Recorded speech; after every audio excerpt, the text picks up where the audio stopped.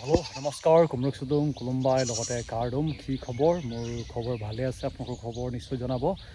তো হয়তো যোৱাকালি এটা মই ভিডিঅ' দিছিলোঁ আপোনালোকক হয়তো চালে APSC বিষয়ে যোনটো থাৰ্ড গ্ৰেড ফ'ৰ্থ গ্ৰেড ভেকেঞ্চিৰ বিষয়ে বহুতে কনফিউজ চলি আছে যেন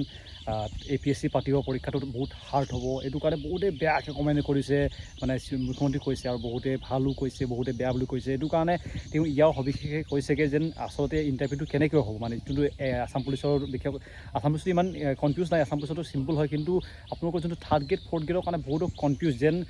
APSC লেভেল যদি প্ৰশ্ন কাটে তো পাছ কৰাটো বহুত কঠিন হ'ব এইটো কাৰণে বহুতে কনফিউজ চলি আছিলে ইয়াৰ অভিষেকে আমাৰ অসমৰ বৰ্তমানৰ মুখ্যমন্ত্ৰী কি কৈছে আপোনালোকৰ যোৱা পৰহি মই ফেচবুক লাইভত এটা কথা উল্লেখ কৰিছিলোঁ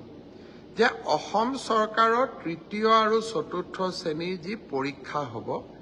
তাত আমি লোকসেৱা আয়োগৰ আৰ্হিত প্ৰিলিমছ আৰু মেইনছ আমি অনুষ্ঠিত কৰিম দুই এজন ব্যক্তিয়ে মোক জনাইছে যে পৰীক্ষাত নতুন নিয়ম এই বছৰ কৰিব নালাগে কাৰণ আৰু যিহেতু দুমাহ আছে গতিকে আমি পুৰণা বা আগৰবাৰৰ দৰে পৰীক্ষা পতাটো উচিত হ'ব আমাৰ চৰকাৰখনে সদায় ৰাইজৰ কথা শুনিবৰ বাবে চেষ্টা কৰে কাৰণ আমি বিশ্বাস কৰোঁ লাও যেনেকৈ পাতৰ তলত থাকে চৰকাৰো ৰাইজৰ তলত থাকে ৰাইজৰ ঊৰ্ধত নহয় যিসকলে মোক এই পৰামৰ্শটো দিছিল দুই এজনে অলপ গালি গালাজো কৰিছে আৰু কিছুমানে ভালকৈ পৰামৰ্শটো দিছে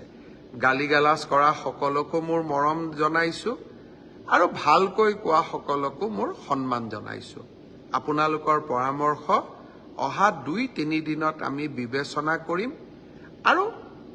যিহেতু পৰামৰ্শটোত মেৰিট আছে যে হয় দুমাহ থাকোঁতে পৰীক্ষাৰ পেটাৰ্ণ এটা সলনি কৰিব নালাগে বিষয়টো আমি ডেফিনেটলি আমি বিবেচনা কৰি অহা 2-3 দিনতে আপোনালোকক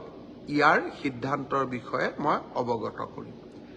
আজি দিনটোত ছাত্ৰ ছাত্ৰীসকল